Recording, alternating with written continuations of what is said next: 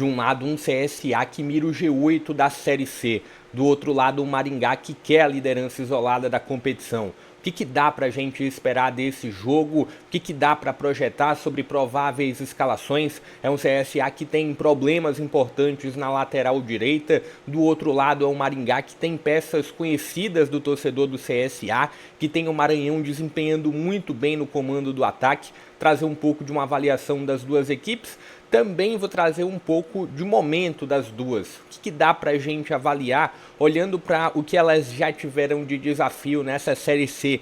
Quem teve um calendário mais difícil nesse início de competição? Também, no final do vídeo, fica até o final, aliás, porque eu vou dar uma dica para você facilitar demais a sua vida que quer assistir o jogo com imagem. Antes, vou pedir o seu palpite aqui para o jogo, fique à vontade para comentar aqui abaixo. Também fique à vontade para deixar o like, se inscrever no canal e compartilhar o link para mais conteúdos como esse. Estou trazendo aqui algumas avaliações pontuais durante a Série C, acompanhando muito mais o CSA, onde eu acompanhei durante o início do ano, com o Campeonato Alagoano, com Copa do Nordeste, mas também trago outras pontuações gerais da competição. Bora lá, falando um pouco sobre, primeiro, o momento das duas equipes, olhando na tabela se tem uma diferença clara entre CSA e Maringá, mas olhando na projeção da temporada, eu entendo que são duas equipes que vêm em bons momentos, principalmente avaliando o que aconteceu com o CSA na Copa do Brasil.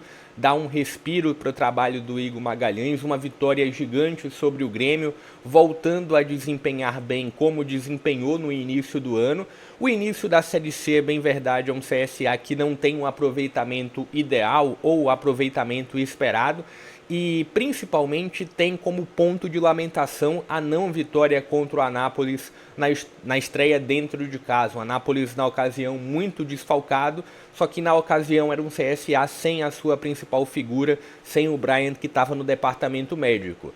E aí a gente olha para o outro retrato, o Maringá que foi finalista paranaense, eliminando inclusive o Coritiba e o Atlético, o Coritiba nas quartas de final e o Atlético na semifinal da competição. Na Liga Arena, inclusive, conseguiu uma vitória. E na Série C é o Maringá que tem um início de trajetória esperado e positivo. Se avalia como uma das equipes que subiu da D para C, mas o projeto Maringá é um projeto muito sólido, tem um dos treinadores mais longevos do futebol brasileiro em ação. E aí se tem um grupo que até pode ter talvez algumas peças individualmente não tão positivas para uma luta pelo acesso, mas olhando o conjunto, o lado coletivo, é um Maringá que vem desempenhando muito bem. E falando sobre o início da competição das duas equipes, vou até colocar aqui para vocês o início do CSA: Anápolis, ABC, Náutico e Ipiranga.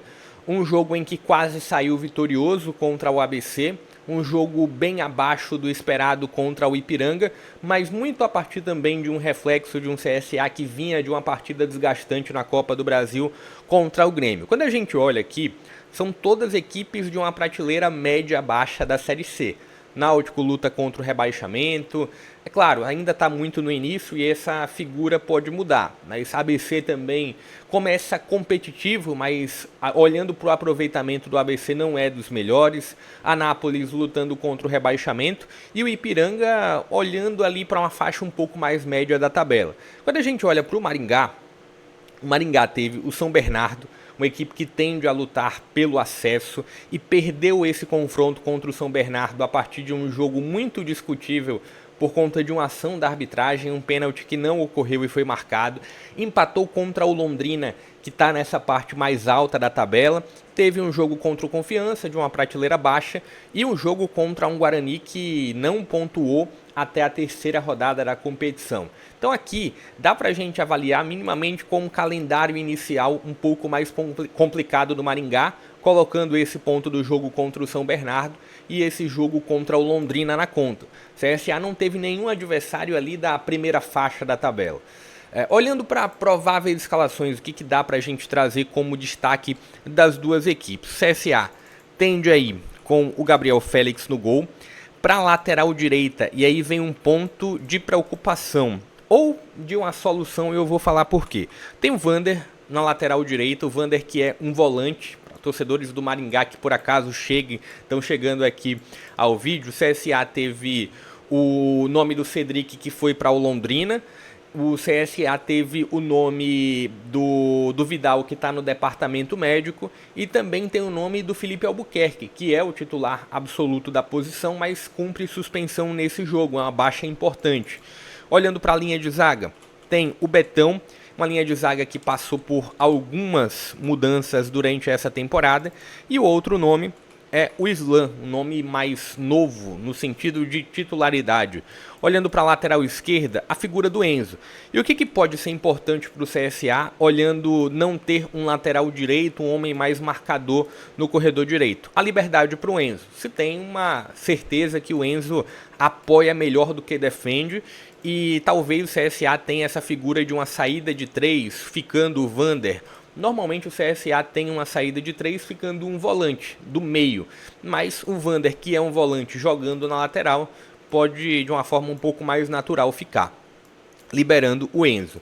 Tem a figura do Nicola, que iniciou a temporada como um primeiro volante, mas depois teve o movimento do Camacho, ex-Corinthians, ex-Santos, Camacho como o primeiro volante vencendo, e tem aqui o Brian como o grande nome de articulação, um Brian que teve até sondagens do Goiás. Confesso que não acompanhei muito os últimos dias, mas pelo que vi muito por alto, não posso confirmar essa informação, mas acho que os torcedores do CSA até têm de forma um pouco mais certa essa informação, talvez de um pré-contrato já assinado com outro clube, né? O Brian que pertence ao CSA.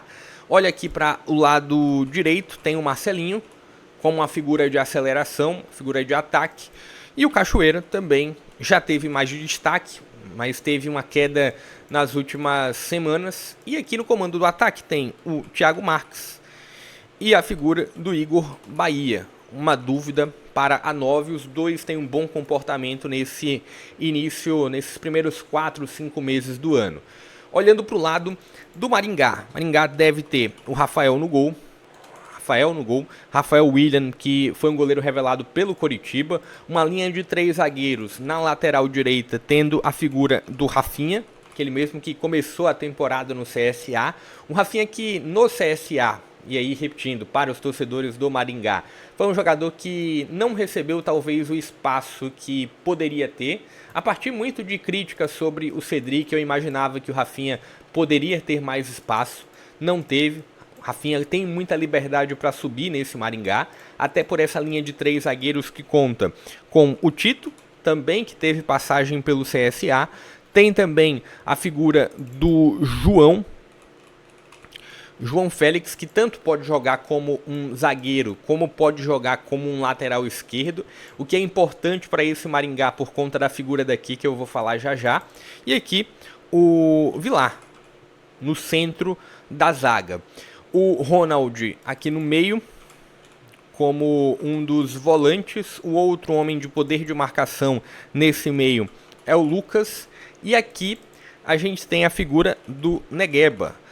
Negueba que foi, inclusive teve uma passagem discreta pelo Sport recentemente, e o Negueba ele é um atacante de lado, então se tem aqui um poder de muito apoio do Negueba, e aí vem o ponto do João Félix ser importante em ser lateral e zagueiro, ele pode defender muito bem por esse lado da subida do Negueba, então tem aqui o Negueba apoiando bastante, o Léo Ceará aqui como o homem de criação. E aqui a gente tem o Maranhão, que é a referência no ataque. Então é um homem com mais poder de presença diária, com, em teoria, o maior poder de definição. 8 gols e 7 assistências no ano. E tem também aqui o Matheus Moraes, como um atacante de lado, com mais mobilidade, com mais aceleração. Então aqui a gente tem esse Maringá, né, com essa provável escalação, tendo liberdade para os lados, tanto para o Rafinha, que é lateral, como para o Negueba, que no papel é um atacante de lado. Ronald e Lucas com poder de sustentação no meio de campo.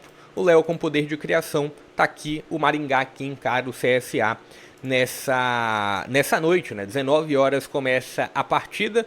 E falando sobre, antes de falar sobre transmissão, vou pedir o seu like, vou pedir também a sua inscrição novamente se você está curtindo o vídeo, se você quer mais conteúdos como esse. Falando sobre transmissão, esse jogo vai passar de forma gratuita no Nosso Futebol aqui no YouTube. Inclusive eu vou deixar o link da transmissão fixado nos comentários. Só é você ir lá na hora do jogo, clicar no link e ser direcionado automaticamente para o jogo. Transmissão que não é de forma pirata, transmissão ela é legal, ela é com os direitos de fato da competição. Eu vou ficando por aqui, acredito que assim, o CSA tem o maior desafio entre os jogos dentro de casa e olhando também para esse início da competição, é o maior desafio do CSA na Série C até aqui. E do outro lado é o Maringá que tem uma equipe pela frente que não está em uma melhor zona de tabela, mas é um CSA que é muito forte dentro de casa.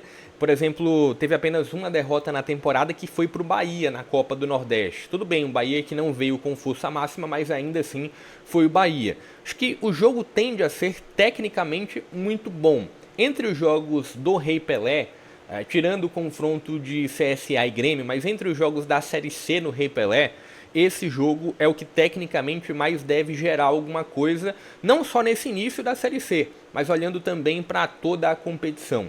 Deixa um pouco da sua expectativa, o seu placar, deixa o like também se curtiu o vídeo. Vou ficando por aqui, até a próxima.